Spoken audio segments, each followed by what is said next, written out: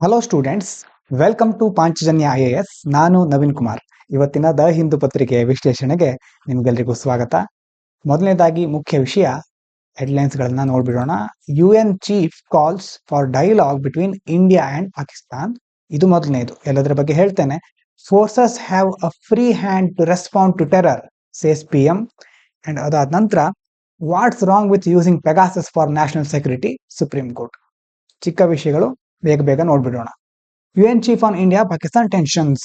ವಿಶ್ವಸಂಸ್ಥೆಯ ಮುಖ್ಯಸ್ಥರು ಭಾರತ ಮತ್ತು ಪಾಕಿಸ್ತಾನದ ಉದ್ವಿಗ್ನತೆಯ ಕುರಿತು ಏನ್ ಹೇಳಿದ್ದಾರೆ ಅಂತಂದ್ರೆ, UN ಸೆಕ್ರೆಟರಿ ಜನರಲ್, ಈಗ ವಿಶ್ವಸಂಸ್ಥೆಯ ಪ್ರಧಾನ ಕಾರ್ಯದರ್ಶಿ ಯಾರು ಗೊತ್ತಿದ್ರೆ ಉತ್ತರವನ್ನ ಕಮೆಂಟ್ ಮಾಡಿ.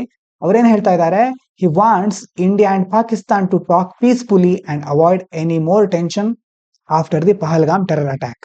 ಈಗ ಬೇರೆ ಯಾವುದೇ ಒಂದು ದೊಡ್ಡ ಮಟ್ಟದ ಗಲಭೆಗಳು ಆಗದೆ ಇರೋ ರೀತಿ ಭಾರತ ಮತ್ತು ಪಾಕಿಸ್ತಾನ ಶಾಂತಿಯುತವಾಗಿ ಮಾತುಕತೆ ನಡೆಸಬೇಕು, ಮತ್ತೆ ಇನ್ನೂ ಹೆಚ್ಚಿನ ಉದ್ವಿಗ್ನತೆ ಉಂಟಾಗೋದನ್ನ ತಪ್ಪಿಸಬೇಕು ಅಂತ ಅವರು ಬಯಸ್ತಾ ಇದ್ದಾರೆ. And he is ready to support any peaceful plan that both countries agree on to reduce conflict. ಸಂಘರ್ಷವನ್ನ ಕಡಿಮೆ ಮಾಡಲಿಕ್ಕೆ ಎರಡೂ ದೇಶಗಳು ಒಪ್ಕೊಂಡು ಯಾವುದಾದ್ರೂ ಒಂದು ಶಾಂತಿಯುತ ಕ್ರಮವನ್ನ ಕೈಗೊಳ್ತೇವೆ ಅಂತ ಇದ್ರೆ ಅದಕ್ಕೆ ನಾವು ಬೆಂಬಲವನ್ನು ಕೊಡ್ತೇವೆ ಅಂತ ಯುನೈಟೆಡ್ ನೇಷನ್ಸ್ ನ ಸೆಕ್ರೆಟರಿ ಜನರಲ್ ಅವರು ಹೇಳಿದ್ದಾರೆ. ಇದು ಮೊದಲನೇದು. ಎರಡನೇದು, PM Modi gives full freedom to armed forces. ಪ್ರಧಾನಮಂತ್ರಿ ನರೇಂದ್ರ ಮೋದಿ ಅವರು ಸೇನೆಯವರಿಗೆ ನೀವು ಹೇಗ್ ಬೇಕಿದ್ರು ಕ್ರಮವನ್ನು ಕೈಗೊಳ್ಳಬಹುದು ಅನ್ನುವಂತಹ ಸಂಪೂರ್ಣ ಸ್ವಾತಂತ್ರ್ಯವನ್ನು ನೀಡ್ತಾ ಇದ್ದಾರೆ. After the terror attack in Pahalgam, PM Modi said the Indian military can choose how and when to respond to terrorism. ಸೇನೆಯವರು ತಮಗೆ ಬೇಕಾದ ರೀತಿಯಲ್ಲಿ ಬೇಕಾದಾಗ ಹೇಗೆ ಬೇಕಾದ್ರೂ ಪ್ರತಿಕ್ರಿಯೆ ನೀಡಬಹುದು, ಅಂತಂದ್ರೆ ವಾಪಸ್ ಅಟ್ಯಾಕ್ ಮಾಡಲಿಕ್ಕೆ ಅವರಿಗೆ ಅವಕಾಶ ಇದೆ ಅನ್ನುವಂತಹ ಸ್ವಾತಂತ್ರ್ಯವನ್ನ ಮೋದಿ ಅವರು ಈಗ ಸೇನೆಗೆ ಕೊಟ್ಟಿದ್ದಾರೆ. ಇದಾದ ನಂತರ ಮೂರನೇ ಚಿಕ್ಕ ವಿಷಯ ಹೆಡ್ಲೈನ್ ಅಲ್ಲಿ ಬಂದಿರೋದು, what's wrong with using Pegasus for national security. Supreme Court ಏನ್ ಹೇಳ್ತಾ ಇದೆ ಅಂತಂದ್ರೆ, ಕೆಲವು ವರ್ಷಗಳ ಹಿಂದೆ ನೀವು ಸುದ್ದಿಯನ್ನ ನೋಡಿದ್ರೆ ನಿಮ್ಗೆ ಗೊತ್ತಿರಬಹುದು, ಸ್ಪೈವೇರ್ ಪೆಗಾಸಸ್ ಅನ್ನುವಂಥ ಒಂದು ಸ್ಪೈವೇರ್ ಇತ್ತು. ಅಂತಂದ್ರೆ ಬೇರೆ ಬೇರೆ ಜನರನ್ನ ನಿಗಾ ಇರಿಸಲಿಕ್ಕೆ, ಅವರನ್ನ ಮುಖ್ಯವಾಗಿ ಮಾನಿಟರ್ ಮಾಡಲಿಕ್ಕೆ ಒಂದು ಪೆಗಾಸಸ್ ಅನ್ನುವಂಥದ್ದನ್ನ ಬಳಸಿದ್ರು ಅನ್ನುವಂಥ ಸುದ್ದಿ ಆಗಿತ್ತು. ಈಗ supreme court asked if using spyware like Pegasus for national security is wrong if it target aunty national element. ಅಂತಂದ್ರೆ ಒಂದು ವೇಳೆ ಇಂತಹ ಸ್ಪೈವೇರ್ ಗಳನ್ನ, ಅಂತಂದ್ರೆ ಅದು ನಿಗಾ ಇಡುತ್ತೆ, ನಮ್ಮ ಫೋನ್ ನಲ್ಲಿ ಏನೇನ್ ಆಗ್ತಾ ಇದೆ, ಮೊಬೈಲ್ ನಲ್ಲಿ ಏನೇನ್ ಚಟುವಟಿಕೆ ಆಗ್ತಾ ಇರುತ್ತೆ ಎಲ್ಲವನ್ನ ನಿಗಾ ಇಟ್ಟು ಅದನ್ನ ಯಾರು ಇನ್ಸ್ಟಾಲ್ ಮಾಡಿರ್ತಾರೋ, ಯಾರು ಅದನ್ನ ಅಲ್ಲಿ ಕಳಿಸಿರ್ತಾರೋ ಅವರಿಗೆ ಎಲ್ಲ ಮಾಹಿತಿಯನ್ನ ಕೊಡುತ್ತೆ.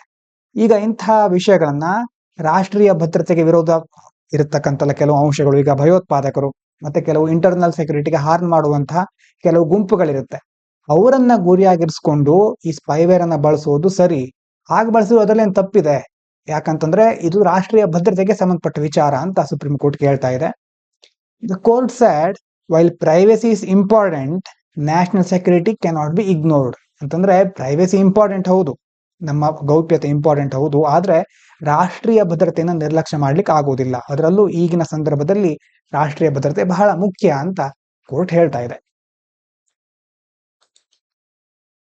ಮತ್ತೆ ಈ ಕಡೆ PM Carney leads liberals to victory in Canadian polls. ಕೆನಡಾದ ಚುನಾವಣೆಯಲ್ಲಿ ಅಲ್ಲಿನ ಕಾರ್ನಿ ಅವರು ವಿನ್ ಆಗಿದ್ದಾರೆ. ಅದರ ಬಗ್ಗೆ ನೊಂದು ಚಿಕ್ಕ ಎಡಿಟೋರಿಯಲ್ ಇದೆ, ಅದನ್ನ ಸಹ ನೋಡ್ಲಿಕ್ಕಿದ್ದೇವೆ. ಕೆಳಗಡೆ ಬಂದ್ರೆ ದೊಡ್ಡ ಎಡಿಟೋರಿಯಲ್ಗಳಲ್ಲಿ ಮೊದಲನೇದು, powerful judicial remedy for waste management. ತ್ಯಾಜ್ಯ ನಿರ್ವಹಣೆಗೆ ಸಂಬಂಧಪಟ್ಟಂತ ಒಂದು article. India is the world's biggest plastic polluter. ನೋಡಿ, ಜಗತ್ನಲ್ಲೇ ಹೆಚ್ಚು ಪ್ಲಾಸ್ಟಿಕ್ ಅನ್ನು ಉತ್ಪಾದಿಸಿ ಅದರಿಂದ ಮಾಲಿನ್ಯ ಮಾಡತಕ್ಕಂತ ದೇಶ ನಮ್ದು. A new study shows India releases 9.3 million tons of plastic every year. ನಾವು ಪ್ರತಿ ವರ್ಷ ಎಷ್ಟು ಮಟ್ಟದಲ್ಲಿ ಪ್ಲಾಸ್ಟಿಕ್ ಅನ್ನ ಬಿಡುಗಡೆ ಮಾಡ್ತೇವೆ ಅಂತಂದ್ರೆ ಅದರ ಒಟ್ಟು ವ್ಯಾಲ್ಯೂ ಅಥವಾ ಒಟ್ಟು ಪ್ರಮಾಣ 9.3 ಮಿಲಿಯನ್ ಟನ್ ಅಷ್ಟಿದೆ. Much of which ends up in the environment due to poor waste management. ಇಷ್ಟು ಪ್ಲಾಸ್ಟಿಕ್ ಅನ್ನ ನಾವು ಬಿಡುಗಡೆ ಮಾಡ್ತೇವೆ, ಹೆಚ್ಚಿನವು ಏನಾಗ್ಬಿಡುತ್ತೆ, ತ್ಯಾಜ್ಯ ನಿರ್ವಹಣೆ ಸರಿಯಾಗಿ ಆಗದೆ ಇರೋದ್ರಿಂದ ಪರಿಸರಕ್ಕೆ ಸೇರ್ಕೊಳ್ಳುತ್ತವೆ. ಮುಖ್ಯವಾಗಿ ಅದರಲ್ಲೂ ರೂರಲ್ ಏರಿಯಾಸ್ಗಳಲ್ಲಿ, ಗ್ರಾಮೀಣ ಭಾಗದಲ್ಲಿ ಇದರ ಬಗ್ಗೆ ಮೇಲ್ವಿಚಾರಣೆ ಮಾಡುವವರ ಕೊರತೆ ಇರುತ್ತೆ. ಹಾಗಾಗಿ ಅಲ್ಲಿ ಪ್ಲಾಸ್ಟಿಕ್ ಗಳಿಂದ ಹಾನಿ ಜಾಸ್ತಿ ಆಗ್ತಾ ಇದೆ ಇತ್ತೀಚಿನ ದಿನಗಳಲ್ಲಿ. ಲ್ಯಾಕ್ ಆಫ್ ಪ್ರಾಪರ್ ಡೇಟಾ, ಮಾಹಿತಿಯ ಕೊರತೆ ಇದೆ, ದತ್ತಾಂಶದ ಕೊರತೆ ಇದೆ. Government data on waste is incomplete and unreliable. ಅಂತಂದ್ರೆ ಸರ್ಕಾರದ ಮಾಹಿತಿ ಇದೆಯಲ್ವಾ, ಅದನ್ನ ನಂಬ್ಕೊಳ್ಳಿಕ್ಕಾಗಲ್ಲ, ಯಾಕಂತಂದ್ರೆ ಅಲ್ಲಿ ಎಲ್ಲಾ ಅಂಶಗಳನ್ನ ಅದು ಒಳಗೊಂಡಿಲ್ಲ. ಏನೇನು ಅಂತಂದ್ರೆ, because it often misses rural areas, informal waste recycling and open burning.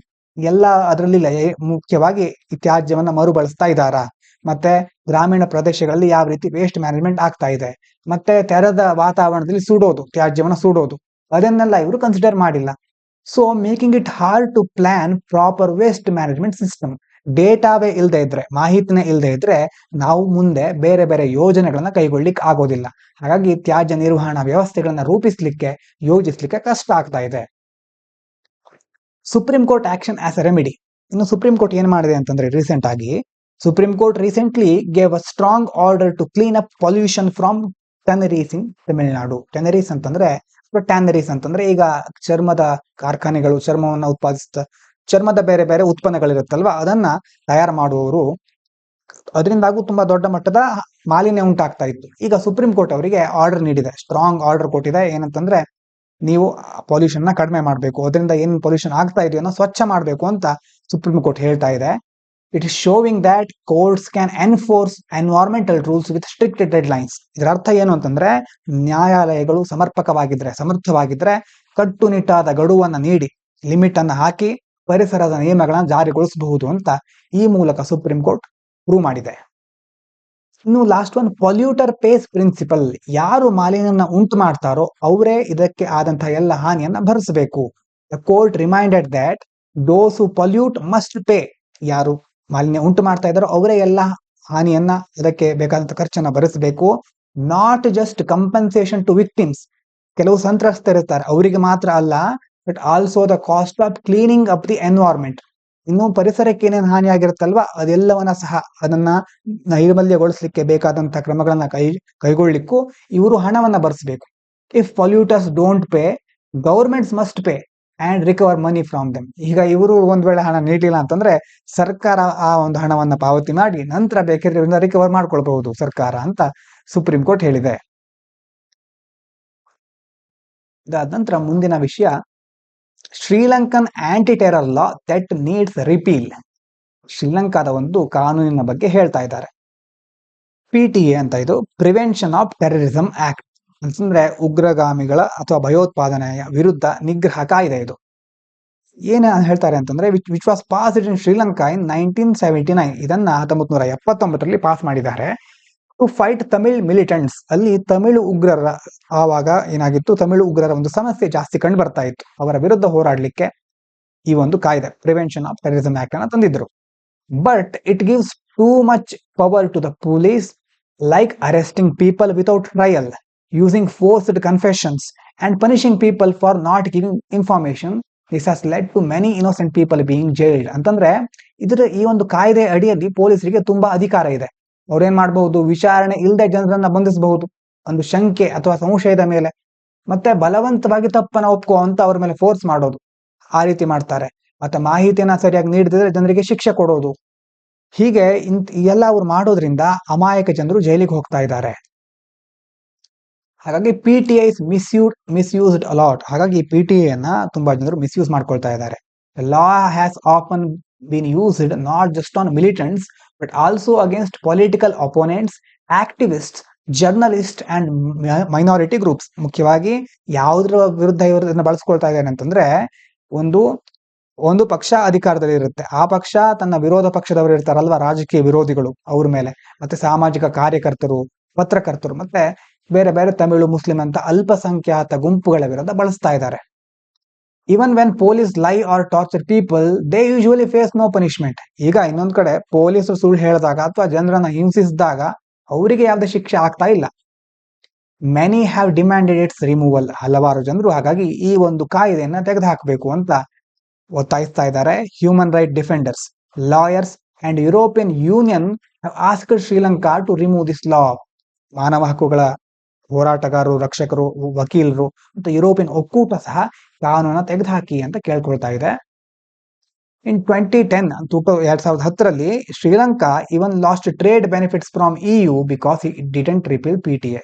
PTA ನ ತೆಗೆದುಹಾಕಲಿಲ್ಲ ಅಂತಾನೆ ಯುರೋಪ್ ಕೆಲವೊಂದು ಒಪ್ಪಂದಗಳನ್ನ ರದ್ದು ಮಾಡಿಕೊಳ್ತು. ಹೀಗಾಗಿ ಶ್ರೀಲಂಕಾಕ್ಕೆ ನಷ್ಟ ಆಯಿತು.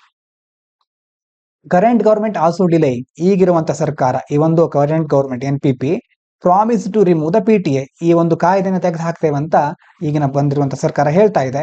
It hasn't taken real action it. ಆದ್ರೂ ಇನ್ನು ಅಲ್ಲಿ ಸಮರ್ಪಕವಾದ ಕ್ರಮಗಳನ್ನು ಅವರು ಕೈಗೊಳ್ತಾ ಇಲ್ಲ. It is now talking about replacing the PTA with new law. ಅದೇನು ಹೇಳ್ತಾ ಇದೆ ಅಂತಂದ್ರೆ ಈಗ ಹೊಸದಾದ ಕಾನೂನು ತೆಗೆದುಕೊಂಡು ಬಂದು ಹಳೆಯ ಕಾನೂನನ್ನು ನಾವು ರೀಪ್ಲೇಸ್ ಮಾಡ್ತೇವೆ ಅಂತ ಹೇಳ್ತಾ ಇದ್ದಾರೆ. ನಮಗೆ ಶ್ರೀಲಂಕಾದ ಯಾಕೆ ಬೇಕು ಅಂತಂದ್ರೆ ಬೇರೆ ಬೇರೆ ದೇಶಗಳಲ್ಲೂ ಅಲ್ಲಿನ ಪರಿಸ್ಥಿತಿಗಳು ಯಾವ ರೀತಿ ಇರುತ್ತೆ, ಅಂತಾರಾಷ್ಟ್ರೀಯ ಸಂಬಂಧಗಳಲ್ಲಿ ನೋಡಿ EU ಮತ್ತೆ ಶ್ರೀಲಂಕಾದ ನಡುವೆ ಕೆಲವೊಂದು ಈ ರೀತಿ ಘರ್ಷಣೆಗಳಾಗುತ್ತೆ. ಇದನ್ನ ನಾವು ಅವಾಗ ಸ್ವಲ್ಪ ಗಮನಿಸ್ತಾ ಇದ್ರೆ ಒಳ್ಳೆಯದು. ಇದಾದ ನಂತರ ಮುಂದಿನದು ಚಿಕ್ಕ ಆರ್ಟಿಕಲ್ ಅಲ್ಲಿ ಎರಡಿದೆ. ಒಂದು ಗ್ರೋತ್ ಪ್ಯಾಂಕ್ಸ್, ಇನ್ನೊಂದು ಲಿಬರಲ್ ರ್ಯಾಲಿ. ಲಿಬರಲ್ ರ್ಯಾಲಿ ಅಂತಂದ್ರೆ ಆವಾಗ ಹೇಳಿದ ಕಾರ್ನಿ ಅವರ ಒಂದು ವಿಜಯದ ಬಗ್ಗೆ ಇರುವಂತಹ ಆರ್ಟಿಕಲ್. ಮೊದಲನೇದು ಇಂಡಸ್ಟ್ರಿಗಳ ಬಗ್ಗೆ ಹೇಳ್ತಾ ಇದ್ದಾರೆ. Industrial growth is slowing. ಭಾರತದಲ್ಲಿ ಕೈಗಾರಿಕಾ ಬೆಳವಣಿಗೆ ನಿಧಾನಗತಿಯಲ್ಲಿ ಸಾಗ್ತಾ ಇದೆ. India's industrial growth IIP just 4%, lowest in 4 years. ಕಳೆದ 4 ವರ್ಷಗಳಲ್ಲೇ ಕಡಿಮೆ ಆಗಿದೆ, ಅಂದ್ರೆ 4%ಗೆ ಬಂದು ತಲುಪಿದೆ.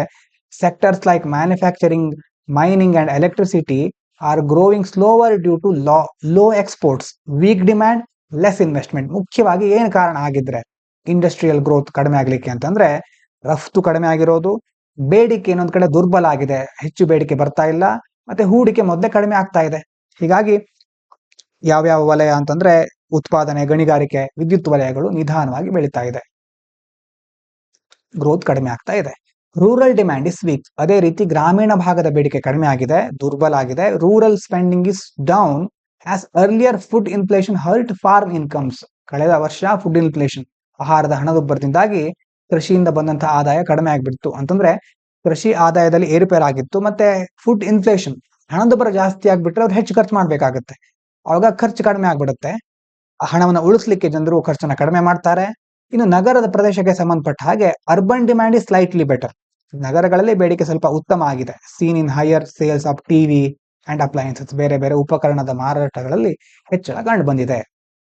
ಇದೇ ಸಂದರ್ಭದಲ್ಲಿ MSMEs under pressure, micro small medium enterprises, ಇದಕ್ಕೆ ಸಹ ಒತ್ತಡ ಹೆಚ್ಚಾಗ್ತಾ ಇದೆ. India's MSME sector has grown. ಈ ವಲಯ ಬೆಳೀತಾ ಇದ್ರೂ ಸಹ many are struggling due to flat exports, trade issues. ಒಂದು ರಫ್ತು ಹಾಗೆ ಯಾವುದೇ ಗ್ರೋತ್ ಆಗ್ತಾ ಇಲ್ಲ ರಫ್ತಲ್ಲಿ, ಮತ್ತೆ ಟ್ರೇಡ್ ಇಶ್ಯೂಸ್, ವ್ಯಾಪಾರ ಸಮಸ್ಯೆಗಳಿದೆ. ಹೀಗಾಗಿ MSMEಗಳ ಬೆಳವಣಿಗೆ ಸಹ ನಿಧಾನಗತಿಯಲ್ಲಿ ಸಾಗ್ತಾ ಇದೆ. This matters as MSME support 250 million jobs. MSME ಅಂತಂದ್ರೆ ದೊಡ್ಡ ವಲಯ, ಅದರಲ್ಲಿ 250 million ಉದ್ಯೋಗಗಳನ್ನ ಪಡ್ಕೊಂಡಿದ್ದಾರೆ. ಎಷ್ಟೋ ಜನ ಅದರಲ್ಲಿ ಉದ್ಯೋಗ ಮಾಡ್ತಾ ಇದ್ದಾರೆ. ಹಾಗಾಗಿ ಈ ಒಂದು ವಲಯಕ್ಕೆ ಯಾವ ರೀತಿ ಎಫೆಕ್ಟ್ ಆಗುತ್ತೆ ಅನ್ನೋದು ಸಹ ಮುಖ್ಯ ಆಗಿರುತ್ತೆ. ಇನ್ನು ಲಿಬರಲ್ ರ್ಯಾಲಿ ಅಂತ ಹೇಳಿದ್ನಲ್ವಾ, political come back for Liberals. Liberal ಪಕ್ಷ ಈಗ ಮತ್ತೆ ಅಲ್ಲಿ ರಾಜಕೀಯ ಅಧಿಕಾರವನ್ನು ವಹಿಸಿಕೊಂಡಿದೆ. Despite being unpopular and trailing in polls. ಒಂದು ಜನಪ್ರಿಯ ಅಲ್ಲ ಆ ಪಕ್ಷ, ಇನ್ನೊಂದು ಸಮೀಕ್ಷೆಗಳಲ್ಲಿ ಇದಕ್ಕೆ ಅಷ್ಟೇನು ಮಹತ್ವವನ್ನು ಕೊಡಲಿಲ್ಲ. The Liberal Party led by Mark Carney after Trudeau's exit won the April 28 election, surprising many.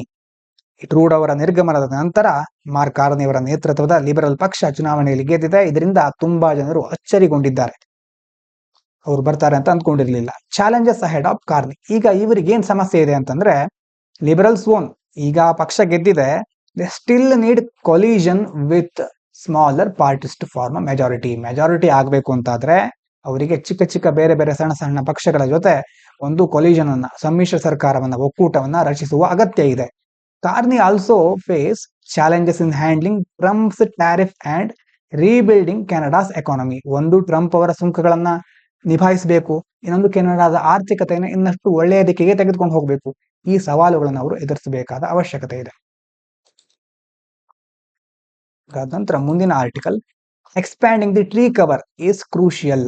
Tree cover ಅಂತಂದ್ರೆ ಈಗ ಅರಣ್ಯದ ಒಟ್ಟು ವ್ಯಾಪ್ತಿ ಅಥವಾ ಪರಿಸರಕ್ಕೆ ಸಂಬಂಧಪಟ್ಟಂತಹ ಒಟ್ಟು ಏರಿಯಾ ಎಷ್ಟಿದೆ, ಮರದ ಒಂದು ವಿಸ್ತೀರ್ಣ ಅಥವಾ ಕಾಡಿನ ಒಂದು ವಿಸ್ತೀರ್ಣ ಜಾಗ. Tree planting is crucial for India's environment and economy. ಅಂದ್ರೆ ಭಾರತದ ಪರಿಸರಕ್ಕೆ ಮತ್ತೆ ಆರ್ಥಿಕತೆಗೆ ಮರ ನೆಡೋದು ತುಂಬಾ ಇಂಪಾರ್ಟೆಂಟ್, ಬಹಳ ಪ್ರಮುಖವಾದಂತಹ ಅಂಶ. Expanding tree cover helps fight climate change. ಒಂದು ಕ್ಲೈಮೇಟ್ ಚೇಂಜಿನ ವಿರುದ್ಧ, ಹವಾಮಾನ ಬದಲಾವಣೆ ವಿರುದ್ಧ ಹೋರಾಡಬಹುದು. ಹೇಗೆ ಅಂತಂದ್ರೆ ದೇ ಅಬ್ಸಾರ್ಬಿಂಗ್ ಕಾರ್ಬನ್ ಡೈಆಕ್ಸೈಡ್. ಮರಗಳು, ಹಸಿರು ಗಿಡಗಳು ಕಾರ್ಬನ್ ಡೈಆಕ್ಸೈಡ್ ಅನ್ನ ಅಬ್ಸಾರ್ಬ್ ಮಾಡ್ಕೊಳ್ಳುತ್ತವೆ, ಹೀರ್ಕೊಳ್ಳುತ್ತವೆ. ಇಂಪ್ರೂವಿಂಗ್ ಸಾಯಿಲ್ ಹೆಲ್ತ್, ಮಣ್ಣಿನ ಆರೋಗ್ಯವನ್ನು ಸುಧಾರಿಸುತ್ತವೆ. ಅಂಡ್ ರೆಡ್ಯೂಸಿಂಗ್ ಇರೋಷನ್, ಮಣ್ಣಿನ ಸವಕಳಿಯನ್ನು ತಪ್ಪಿಸುತ್ತವೆ. It also supports rural livelihoods and creates jobs. ಅದೇ ಸಂದರ್ಭದಲ್ಲಿ ಹಳ್ಳಿಗಳಲ್ಲಿ ಜನರ ಜೀವನ ಮಟ್ಟವನ್ನು ಸುಧಾರಿಸಲಿಕ್ಕೆ ಮತ್ತೆ ಅದರ ಜೊತೆ ಉದ್ಯೋಗವನ್ನು ಸೃಷ್ಟಿಸಲಿಕ್ಕೂ ಸಹ ಇವು ಹೆಲ್ಪ್ ಮಾಡುತ್ತೆ. ಎಸ್ಪೆಷಲಿ ಇನ್ ಅಗ್ರೋ ಫಾರೆಸ್ಟ್ರಿ ಅಂತಂದ್ರೆ ಕೃಷಿಯ ಜೊತೆ ಅರಣ್ಯೀಕರಣ ಅದನ್ನ ಸಹ ಮುಂದುವರಿಸ್ಕೊಂಡು ಹೋಗೋದು, ಅರಣ್ಯಕ್ಕೆ ಯಾವುದೇ ಹಾನಿ ಆಗದೇ ಇರೋ ರೀತಿ ಕೃಷಿಯನ್ನ ಮಾಡೋದು, ಬೇರೆ ಬೇರೆ ಅಂಶಗಳು ಅದರಲ್ಲಿ ಬರುತ್ತೆ. ಇನ್ನು tree plantation help industries meet global sustainability standards. ಮುಖ್ಯವಾಗಿ ಮರ ನೆಡುವಿಕೆಯಿಂದ ಈಗ ದೊಡ್ಡ ದೊಡ್ಡ ಇಂಡಸ್ಟ್ರಿಗಳಿರುತ್ತೆ, ಅವರಿಗೆಲ್ಲ ಗ್ಲೋಬಲ್ ಲೆವೆಲ್ ಅಲ್ಲಿ ಸಸ್ಟೈನಬಿಲಿಟಿ ಸ್ಟ್ಯಾಂಡರ್ಡ್ಗಳು, ಕೆಲವೊಂದು ಸುಸ್ಥಿರತೆಯ ಮಾನದಂಡಗಳನ್ನ ಪೂರೈಸುವ ಅವಶ್ಯಕತೆ ಇರುತ್ತೆ. ಮರ ನೆಡೋದು ಬಹಳ ಈಸಿ, ಆದ್ರೆ ಅದನ್ನ ಮೇಂಟೈನ್ ಮಾಡಬೇಕು. ಆಮೇಲೆ ಇಲ್ಲದೆ ಇದ್ರೆ ಆ ಗಿಡ, ನಾವೆಲ್ಲ ವಿಶ್ವ ಪರಿಸರ ದಿನ ಮಾಡ್ತೀವಲ್ವ, ಒಂದು 4-5 ದಿನ ಅದರ ಚೆನ್ನಾಗಿ ನೋಡ್ಕೊಳ್ಳೋದೆಲ್ಲ ಮಾಡ್ತಿರ್ತೀವಿ, ಆಮೇಲೆ 1 ವರ್ಷದ ನಂತರ ಅಲ್ಲಿ ಗಿಡ ಇತ್ತು ಅನ್ನೋದ್ರ ಸುಳಿವೇ ಇರೋದಿಲ್ಲ, ಆ ರೀತಿ ಆಗ್ಬಿಡುತ್ತೆ. As industries face pressure to reduce emissions, large scale tree plantation help them offset carbon emissions. ಹೀಗಾಗಿ ಇಂಡಸ್ಟ್ರಿಗಳಿಗೆ ಈ ವಾತಾವರಣದಲ್ಲಿ ಕಾರ್ಬನ್ ಎಮಿಷನ್ ಆಗೋದನ್ನ ಕಡಿಮೆ ಮಾಡಬೇಕು ಅನ್ನುವಂತ ಒತ್ತಡ ಇದೆ. ಹೀಗಾಗಿ ಮರ ನೆಡೋದು ಒಳ್ಳೆಯ ದಾರಿ ಅವರಿಗೆ. This is a cost effective way, ಹೆಚ್ಚು ಖರ್ಚು ಬೇಕಾಗೋದಿಲ್ಲ for Indian businesses to comply with international regulation and stay competitive. ಹಾಗಾಗಿ ಈಸಿಯಾಗಿ ಇದನ್ನ ಮಾಡಬಹುದು, ಮತ್ತೆ ಜಾಗತಿಕ ಮಟ್ಟದಲ್ಲಿ ಸ್ಪರ್ಧಾತ್ಮಕವಾಗಿರಲಿಕ್ಕೆ ಭಾರತದ ಉದ್ಯಮಗಳಿಗೆ ಇದು ಒಳ್ಳೆಯ ಮಾರ್ಗ ಅಂತ ಹೇಳ್ತಾ ಇದ್ದಾರೆ. ಇನ್ನು insufficient support for deep tech startups in India. ಮುಖ್ಯವಾಗಿ AI, ಡೀಪ್ ಲರ್ನಿಂಗ್, ಹೊಸ ಹೊಸ ತಂತ್ರಜ್ಞಾನಗಳು, ಉದಯೋನ್ಮುಖ ತಂತ್ರಜ್ಞಾನಗಳು, ಎಮರ್ಜಿಂಗ್ ಟೆಕ್ನಾಲಜಿ ಅಂತ ಹೇಳ್ತೀವಲ್ವಾ, ಅದಕ್ಕೆ ಸಂಬಂಧಪಟ್ಟ ಹಾಗೆ there is a limited support. ಬೆಂಬಲ ಸಿಗ್ತಾ ಇಲ್ಲ ಬೇಕಾದಷ್ಟು. Only a small number of public funded research organisation in India offer incubation or support for deep tech startups which limits their growth and innovation potential. ಅಂತಂದ್ರೆ ಕೆಲವು ಸಾರ್ವಜನಿಕ ಅನುದಾನಿತ ಸಂಶೋಧನಾ ಸಂಸ್ಥೆಗಳು ಏನ್ ಮಾಡ್ತಾ ಇದೆ, ಈ ಡೀಪ್ ಟೆಕ್ ಸ್ಟಾರ್ಟ್ಅಪ್ ಗಳಿಗೆ ಬೆಂಬಲವನ್ನ ನೀಡ್ತಾ ಇವೆ. ಹೀಗಾಗಿ ಅವರಿಗೆ ಬೇಕಾದಷ್ಟು ಬೆಂಬಲ ಸಿಗ್ತಾ ಇಲ್ಲ, ಹಾಗಾಗಿ ಬೆಳವಣಿಗೆ ಬೇಕಾದ ರೀತಿಯಲ್ಲಿ ಆಗ್ತಾ ಇಲ್ಲ, ಮತ್ತೆ ಇನೋವೇಷನ್, ನಾವೀನ್ಯತೆಯ ಸಾಮರ್ಥ್ಯ ಮಿತಿಗೊಳ್ತಾ ಇದೆ, ಅಂದ್ಕೊಂಡ ರೀತಿಯಲ್ಲಿ ಬೆಳಿಲಿಕ್ಕೆ ಆಗ್ತಾ ಇಲ್ಲ. Challenges in R&D funding, research ಮತ್ತೆ ಡೆವಲಪ್ಮೆಂಟ್, ಸಂಶೋಧನೆ ಹಾಗೂ ಅಭಿವೃದ್ಧಿಗೆ ಸಂಬಂಧಪಟ್ಟಂತ ಫಂಡಿಂಗ್ ಅಂಡ್ ಸ್ಟಾಫಿಂಗ್, ಮತ್ತೆ ನೇಮಕಾತಿಯಲ್ಲಿ ಇರುವಂತಹ ಕೆಲವೊಂದು ಸವಾಲುಗಳಿದೆ. Many research institutes reported a decrease in permanent staff. ಎಷ್ಟೋ ಸಂಶೋಧನಾ ಸಂಸ್ಥೆಗಳಲ್ಲಿ ಶಾಶ್ವತ ಸಿಬ್ಬಂದಿಗಳ ಸಂಖ್ಯೆ ಇಳಿಕೆ ಆಗ್ತಾ ಇದೆ. And increasing reliance on contract workers, ಹೆಚ್ಚಿಗೆ ಗುತ್ತಿಗೆ ಕೊಡುವಂತಹ ವರ್ಕರ್ಗಳು, ಕಾಂಟ್ರಾಕ್ಟ್ ಮೇಲೆ ಬರ್ತಾರಲ್ವಾ, ಇಂತಹ ವರ್ಕರ್ಗಳ ಸಂಖ್ಯೆ, ಅವರ ಮೇಲಿನ ಅವಲಂಬನೆ ಜಾಸ್ತಿ ಆಗ್ತಾ ಇದೆ. Also significant portion of there budget is not spent on research and development. ಅದೇ ಸಂದರ್ಭದಲ್ಲಿ ಅವರ ಬಜೆಟಿನ ಬಹುಭಾಗ ರಿಸರ್ಚ್ ಮತ್ತೆ ಡೆವಲಪ್ಮೆಂಟ್ ಮೇಲೆ ಖರ್ಚು ಮಾಡ್ತಾ ಇಲ್ಲ ಅವರು. ಇನ್ನು affecting the progress of science and technology innovation. ಹೀಗಾಗಿ ರಿಸರ್ಚ್ ಡೆವಲಪ್ಮೆಂಟ್ ಮಾಡಿದ್ರೆ ಮಾತ್ರ ಸೈನ್ಸ್ ಟೆಕ್ನಾಲಜಿಲಿ ನಾವು ಡೆವಲಪ್ ಆಗೋದು, ಅದನ್ನೇ ಮಾಡ್ತಾ ಇಲ್ಲದೆ ಇರೋದ್ರಿಂದ ಯಾವುದೇ ದೊಡ್ಡ ಮಟ್ಟದ ಪರಿಣಾಮ ಕಂಡು ಬರ್ತಾ ಇಲ್ಲ. ಇನ್ನು AX4 ಮಿಷನ್, Indian astronaut Shukla to fly to ISS on May 29. ಏನ್ ಹೇಳ್ತಾ ಇದ್ದಾರೆ ಅಂತಂದ್ರೆ, ಭಾರತದ ಶುಭಾಂಶು ಶುಕ್ಲಾ ಅವರು ಇಂಡಿಯನ್ ಆಸ್ಟ್ರೋನಾಟ್ಸ್ ಗ್ರೂಪ್ ಕ್ಯಾಪ್ಟನ್, ಭಾರತದ ಗಗನಯಾತ್ರಿ ಗ್ರೂಪ್ ನ ಕ್ಯಾಪ್ಟನ್ ಶುಭಾಂಶು ಶುಕ್ಲಾ ಅವರು ಏನ್ ಮಾಡಿದ್ದಾರೆ ಅಂತಂದ್ರೆ, ಅವರು ಈಗ will fly to the international space station, ಅಂತಾರಾಷ್ಟ್ರೀಯ ಬಾಹ್ಯಾಕಾಶ ಕೇಂದ್ರ ಇದೆಯಲ್ವಾ, ಅಲ್ಲಿ ಅವರು ಫ್ಲೈ ಮಾಡ್ತಾ ಇದ್ದಾರೆ, ಅಲ್ಲಿಗೆ ಹೋಗ್ಲಿಕ್ಕಿದ್ದಾರೆ ಆನ್ May 29 ಅಂತಂದ್ರೆ ಇಷ್ಟೊತ್ತಿಗಾಗಲೇ ಹೊರಟಿರ್ತಾರೆ. As part of the Axiom 4 mission, sorry May 29 ಇದು, ನಾವು ಹೀಗಿರೋದು April 29, ಸಾರಿ ಮುಂದಿನ ತಿಂಗಳು ಇದು, May 29ಗೆ ಹೋಗ್ಲಿಕ್ಕಿದ್ದಾರೆ, ಇವತ್ತು April 30. ಹಾಗಾಗಿ Axiom 4 ಮಿಷನ್ ಅನ್ನು ನೆನ್ಪಿಟ್ಕೊಳ್ಳಿ, ಯಾವುದಕ್ಕೆ ಸಂಬಂಧಪಟ್ಟಿದ್ದು ಅಂತ. Axiom 4 ನ ಮಿಷನ್ ನ ಭಾಗವಾಗಿ ಅಂತಾರಾಷ್ಟ್ರೀಯ ಬಾಹ್ಯಾಕಾಶ ನಿಲ್ದಾಣಕ್ಕೆ ಪಯಣಿಸಲಿಕ್ಕಿದ್ದಾರೆ. ಇನ್ನು ಶುಕ್ಲಾಸ್ ರೋಲ್, ಮತ್ತೆ ಇನ್ನೊಂದೇನು, ಇದು ಮೊದಲನೇ ಗಗನಯಾತ್ರಿ, ಇವರು ಈ ಇಂಟರ್ನ್ಯಾಷನಲ್ ಸ್ಪೇಸ್ ಸ್ಟೇಷನ್ಗೆ ಹೋಗುವಂತ ಮೊದಲನೇ ಗಗನಯಾತ್ರಿ. Shukla who is also selected for India's Gaganyaan mission, ಭಾರತದ ಗಗನಯಾನ್ ಮಿಷನ್ ಇವರಿಗೆ ಸೆಲೆಕ್ಟ್ ಆಗಿದ್ದಾರೆ, ಅದಕ್ಕೂ ಸಹ. He will be the first Indian astronaut to visit the ISS. ಮೊದಲು ಹೇಳಿದ್ನಲ್ವ, ISS ಗೆ ಭೇಟಿ ನೀಡ್ತಾ ಇರುವಂತಹ ಮೊದಲನೇ ಭಾರತೀಯ ಗಗನಯಾತ್ರಿ ಇವರು. ಅದಾದ ನಂತರ ಮುಂದೆ ಏನಿದೆ, ಮಾನ್ಸೂನ್ ಬಗ್ಗೆ ಆರ್ಟಿಕಲ್ ಇದೆ. Changes in monsoon affect marine productivity in Bay of Bengal. Monsoon ಅಲ್ಲಿ ಚೇಂಜ್ ಆಗ್ತಾ ಇದ್ದ ಹಾಗೆ ಸಮುದ್ರದ ಜೀವಿಗಳ ಮೇಲೆ ಕೆಲವೊಂದು ಪ್ರಭಾವಗಳಾಗುತ್ತೆ. Strong and weak monsoons in Bay of Bengal can disrupt ocean mixing. ಅಂದ್ರೆ ಈ ಕಡೆ ಬೇ ಆಫ್ ಬೆಂಗಾಲ್ ಇದೆ, ಈ ಕಡೆ ಅರಬ್ಬಿ ಸಮುದ್ರ ಇದೆ, ಕೆಳಗಡೆ ಹಿಂದೂ ಮಹಾಸಾಗರ ಇದೆ. ಈ ಒಂದು ಭಾಗದಲ್ಲಿ ಮಿಕ್ಸ್ ಆಗ್ತಾ ಇರುತ್ತೆ ಬೇರೆ ಬೇರೆ ಓಷನ್ಗಳು, ಮತ್ತೆ ಈ ಕಡೆ ಪೆಸಿಫಿಕ್ ಇದೆಲ್ಲ ಬರುತ್ತಲ್ಲ, ಹೀಗಾಗಿ ಎಲ್ಲ ಮಿಕ್ಸ್ ಆಗೋದು ಇಲ್ಲಿ ಜಾಸ್ತಿ ಇರುತ್ತೆ. ಆದ್ರೆ ಈ ಮಾನ್ಸೂನ್ ದಲ್ಲಿ ಏನಾದ್ರು ಏರುಪೇರು ಆದ್ರೆ ಈ ಮಿಕ್ಸಿಂಗ್ ನಲ್ಲಿ ಸ್ವಲ್ಪ ಏರುಪೇರು ಆಗುತ್ತೆ, which affect the marine productivity and reduces food for aquatic life. ಇದರಿಂದ ಸಮುದ್ರದ ಉತ್ಪಾದಕತೆ ಕಡಿಮೆ ಆಗ್ತಾ ಹೋಗುತ್ತೆ, ಜಲಚರ ಜೀವಿಗಳಿಗೆ ಆಹಾರ ಕಡಿಮೆ ಆಗುತ್ತೆ. ಅದೇ ರೀತಿ ರಿಸ್ಕ್ ಟು ಕೋಸ್ಟಲ್ ಕಮ್ಯುನಿಟೀಸ್, ಕರಾವಳಿ ಸಮುದಾಯಗಳಿಗೆ ಸಹ ಅಪಾಯ ಇರುತ್ತೆ. Since the bay of Bengal supports the large part of the global fishery production, ದೊಡ್ಡ ಮಟ್ಟದಲ್ಲಿ ಮೀನುಗಾರಿಕೆ ಉತ್ಪಾದನೆ ಮಾಡ್ತಾರೆ. Any decline in ocean productivity could harm food security for millions of people who depend on fishing. ಒಂದು ವೇಳೆ ಇಲ್ಲಿ ಸಾಗರದ ಉತ್ಪಾದಕತೆ ಕಡಿಮೆ ಆದ್ರೆ, ಕುಸಿತ ಕಂಡ್ರೆ, ಜಗತ್ತಿನಲ್ಲಿ ಮೀನುಗಾರಿಕೆಯನ್ನು ಅವಲಂಬಿಸಿರುವ ಲಕ್ಷಾಂತರ ಜನರಿದ್ದಾರೆ. ಅವರ ಆಹಾರ ಭದ್ರತೆಗೆ ಇದು ಹಾನಿಯನ್ನು ಉಂಟು ಮಾಡುತ್ತೆ. ಫುಡ್ ಸೆಕ್ಯೂರಿಟಿಗೆ ಇದು ಹಾನಿ ಮಾಡುತ್ತೆ. ಇನ್ನು ಮುಂದಿನ ವಿಷಯ, US puts India back on IPR watch list.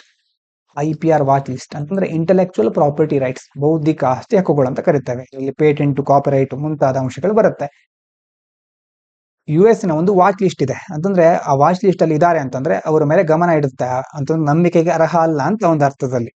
US has placed India back on its priority watch list due to inconsistent progress in protecting and enforcing intellectual property rights, especially regarding patents. ಅಮೆರಿಕದ ಆದ್ಯತೆಯ ವೀಕ್ಷಣಾ ಪಟ್ಟಿಯಲ್ಲಿ ಭಾರತವನ್ನ America ಮತ್ತೆ ಸೇರಿಸಿದೆ. ಯಾಕಂತಂದ್ರೆ ಭಾರತದಲ್ಲಿ ಬೌದ್ಧಿಕ ಆಸ್ತಿ ಹಕ್ಕುಗಳನ್ನು ರಕ್ಷಿಸೋದ್ರಲ್ಲಿ ಮತ್ತೆ ಜಾರಿಗೊಳಿಸೋದ್ರಲ್ಲಿ, ಅದರಲ್ಲಿ ಮುಖ್ಯವಾಗಿ ಪೇಟೆಂಟ್ಗಳಿಗೆ ಸಂಬಂಧಿಸಿದ ಹಾಗೆ ಪ್ರಗತಿಯನ್ನು ಕಾಣ್ತಾ ಇಲ್ಲ. ಹೀಗಾಗಿ ಆ ಪಟ್ಟಿಯಲ್ಲಿ ಅವರು ಸೇರಿಸಿದ್ದಾರೆ. Challenges in enforcement.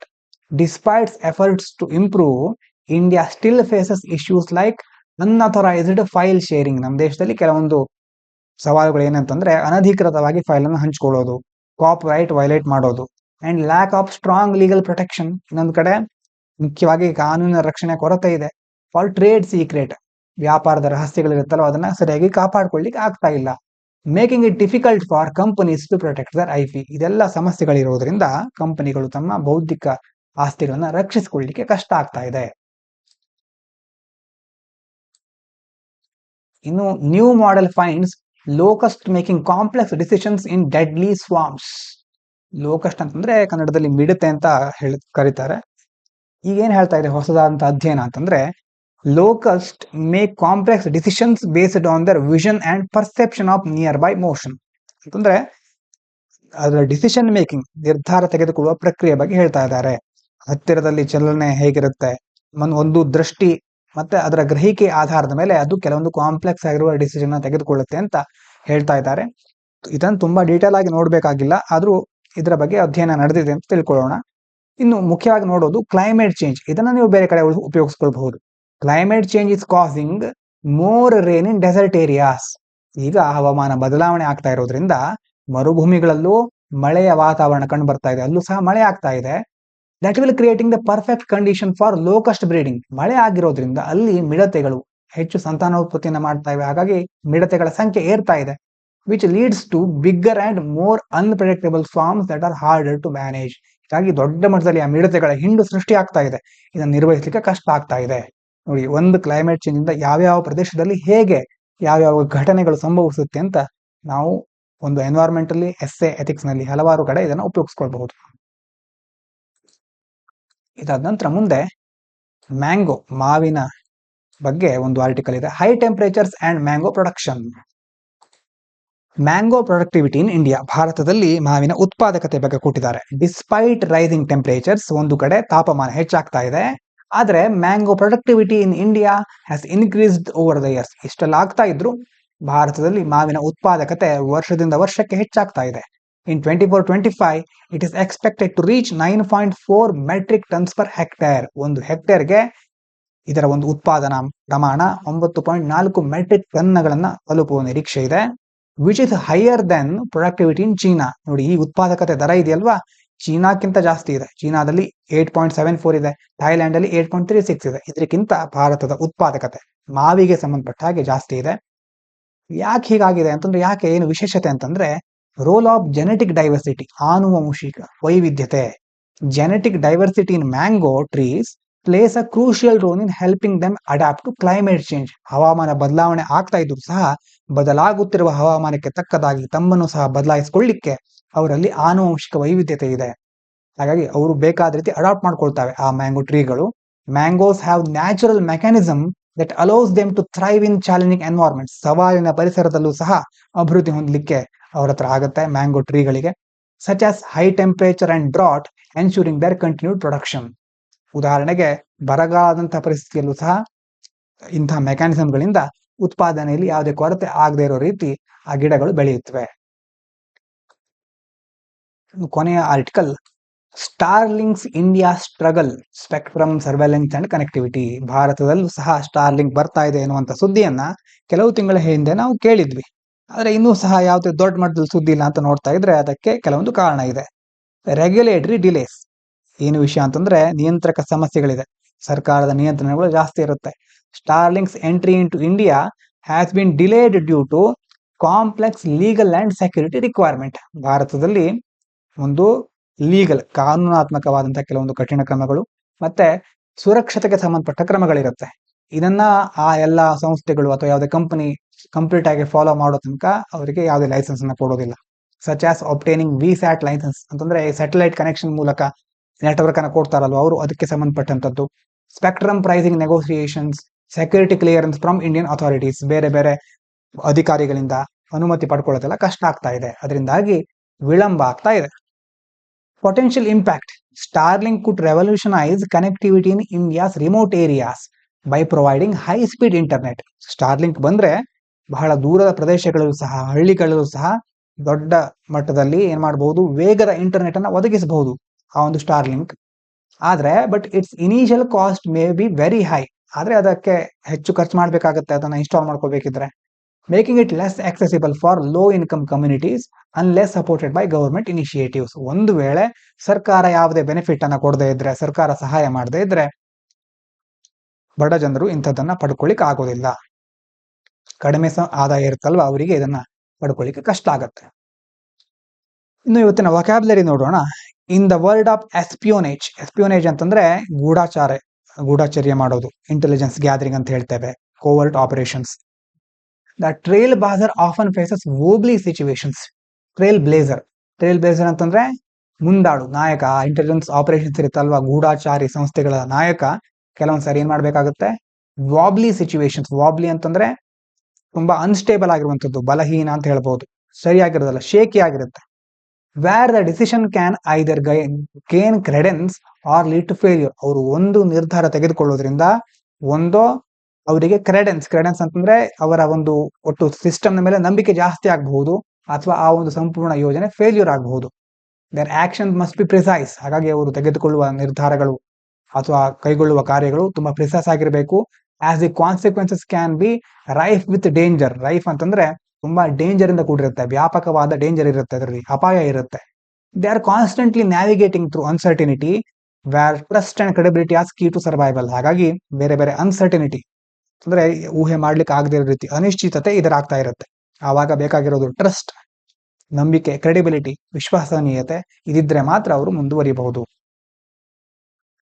ನಿನ್ನೆ question, swadeshi and boycott were adopted as methods of struggle for first time during the. ಇದಕ್ಕೆ ಉತ್ತರ agitation against the partition of the Bengal. ಇವತ್ತಿನ question, with reference to the art and archaeological history of India which one among the following was made earliest. ಯಾವುದು ಹಾಗಾದ್ರೆ? Lingaraja temple Bhubaneswar, rock-cut elephant at Dhauli, rock-cut monuments at Mahabalipuram, Varaha image at Udayagiri. ಇದಕ್ಕೆ ಉತ್ತರನ ತಿಳ್ಕೊಂಡು comment ಮಾಡಿ. Mains question, discuss the challenges in plastic waste management in India and evaluate the role of judiciary in enforcing environmental accountability. Plastic waste ನ ಬಗ್ಗೆ ಮಾತಾಡಿದೀವಲ್ವಾ, ಹಾಗಾಗಿ ಈ ಕ್ವಶನ್ಗೆ ಉತ್ತರವನ್ನ, ಆನ್ಸರ್ ರೈಟಿಂಗ್ ಅನ್ನ ಪ್ರಾಕ್ಟೀಸ್ ಮಾಡಿ. ಥಿಂಕ್ ಮಾಡ್ಲಿಕ್ಕೆ ಒಂದು ಕ್ವಶನ್ ಇದೆ. Is democracy slowing down India's progress compared to authoritarian regime like China. ಚೀನಾದಲ್ಲಿ ಸರ್ವಾಧಿಕಾರ ಇದೆ, ಭಾರತದಲ್ಲಿ ಪ್ರಜಾಪ್ರಭುತ್ವ ಇದೆ. ನಾವು ಈ ಪ್ರಜಾಪ್ರಭುತ್ವವನ್ನ ಪಾಲಿಸ್ತಾ ಇರೋದ್ರಿಂದ ನಾವು ಸ್ಲೋ ಆಗಿ ಹೋಗ್ತಾ ಇದೀವ. ಚೀನಾ ಎಷ್ಟೋ ಮುಂದುವರೆದು ಬಿಟ್ಟಿದೆ, ನಾವು ಹಿಂದುಳಿದಿದ್ದೇವೆ. ಎರಡು ದೇಶಗಳು ಹಲವಾರು ವರ್ಷಗಳಿಂದ ಒಂದೇ ಸ್ಥಿತಿಯಲ್ಲಿ ಇದ್ವು, ಆದ್ರೆ ಚೀನಾ ಬಹಳ ಮುಂದೆ ಹೋಗ್ಬಿಟ್ಟಿದೆ. ನಾವು ಅದನ್ನ ಕಣ್ಣೆತ್ತು ನೋಡ್ಲಿಕ್ಕೂ ಆಗದೆ ಇರೋ ರೀತಿ ಅಷ್ಟು ಮುಂದೆ ಹೋಗ್ಬಿಟ್ಟಿದೆ. ಭಾರತ ಇನ್ನೂ ಹಾಗೆ ಇದೆ. ಯಾಕೆ? ನಾವು ಪ್ರಜಾಪ್ರಭುತ್ವ ವ್ಯವಸ್ಥೆಯಲ್ಲಿ ಏನಾದ್ರೂ ಬದಲಾವಣೆ ಮಾಡ್ಕೊಳ್ಬೇಕಾ? ನಿಮಗೇನ್ ಅನ್ಸುತ್ತೆ? What's your take on this? ಅದಕ್ಕೆ ಉತ್ತರವನ್ನ ಕಮೆಂಟ್ ಮಾಡಬಹುದು, ಅಥವಾ ನಿಮ್ಮದೇ ಒಂದು ಯೋಚನೆ ಸಿದ್ಧಪಡಿಸಿಟ್ಕೊಳ್ಬಹುದು. ಥಿಂಕ್ ಮಾಡ್ಲಿಕ್ಕೆ ಇರುವಂತ ಕ್ವಶನ್. ಹಾಗಾಗಿ ಇವಿಷ್ಟು ಇವತ್ತಿನ ಮುಖ್ಯ ವಿಚಾರಗಳು. ಇಷ್ಟು ಹೊತ್ತಿನ ತನಕ ಕೇಳಿದವರಿಗೂ ಧನ್ಯವಾದಗಳು. ಇದು ಪಾಂಚಜನ್ಯ IAS.